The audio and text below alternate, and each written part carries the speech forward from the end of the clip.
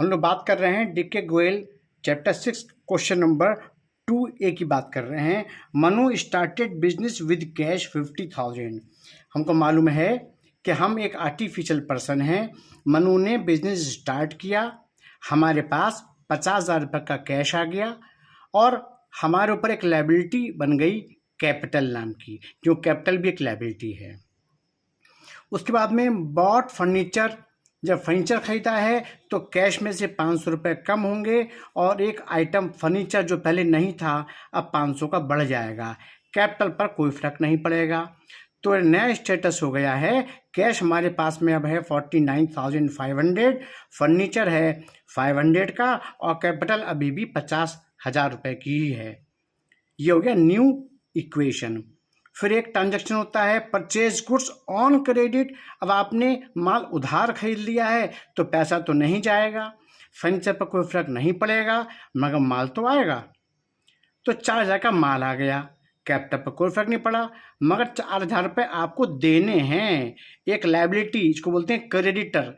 Creditor वो लोग होते हैं जिनसे हमने उधार माल खरीदा हुआ है। तो क्रेडिटर बढ़ गए हैं। अब नया स्टेटस क्या है, हमारे पास कैश तो वही है 49,500, फर्नीचर 500 और स्टॉक हमारे पास हो गया 4,000। कैपिटल वैसे ही 50,000 रुपये है और एक लायबिलिटी हमारी बढ़ गई है 4,000 रुपये की, जो हमने उधार माल खरीदा था। उसके बाद में हमने 500 रुपये का माल 700 रुपये में बेच दिया है। तो देखिए स्टॉक से कम हुए हैं 500 रुपये, माल 700 में बेचा है तो 200 रुपये का प्रॉफिट है। अब हमको मिलेंगे 700 रुपये, तो 700 रुपये देखिए कैश में ऐड हो गए। ठीक है, 500 का माल बेचा है तो स्टॉक से कम 500 होगा, बेचा है 700 रुपये में, 200 का प्रॉफिट हुआ तो वो कैपिटल में ऐड हो जाएगा। हमको कितने मिलेंगे, 700 कैश में आ गए। उसके बाद में 200 रुपये का हमने रेंट रिसीव किया है। जब रेंट रिसीव किया है तो इसका मतलब कैश हमारा बढ़ेगा, कैश में प्लस हो गया।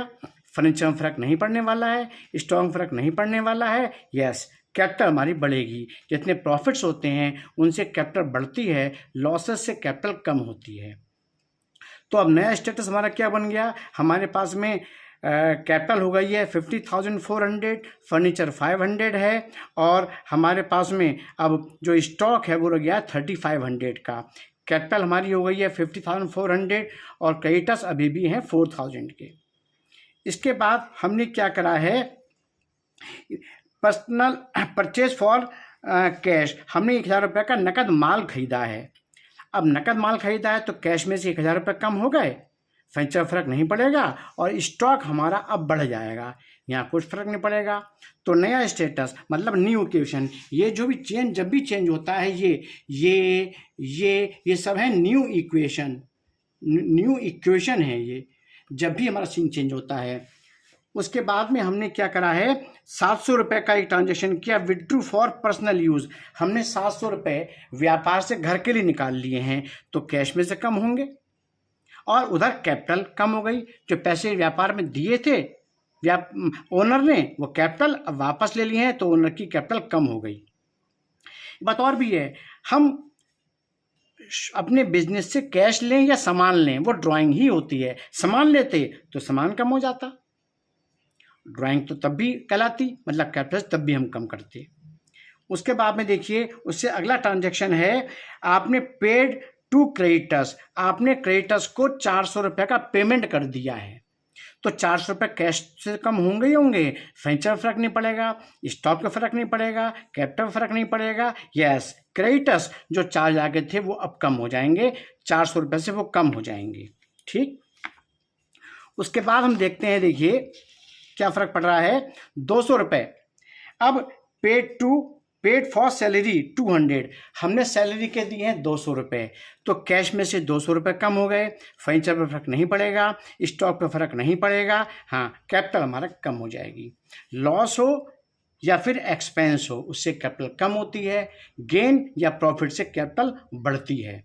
ठीक है, तो अब हमारे पास जो फाइनल स्टेटस निकल के आ गया है, तो देखिए ये हमारी एसेट्स हैं और ये कैपिटल है और ये लायबिलिटी है।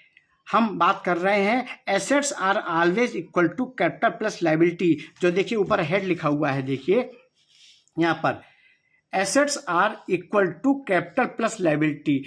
This situation is maintained whether the transaction was made in cash or on credit.